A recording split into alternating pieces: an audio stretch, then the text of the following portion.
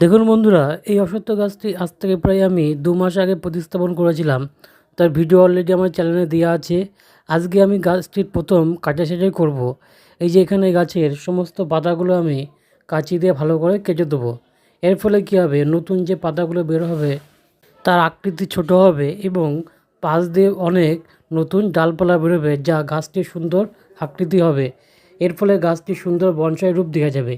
আপনারা যারা নতুন বাগানি তারা যদি বনসাই ভালোবাসেন তাহলে আমি বলবো ওই অশ্বত্থ গাছের মধ্য দিয়ে আপনারা বনসাই শুরু করতে পারেন।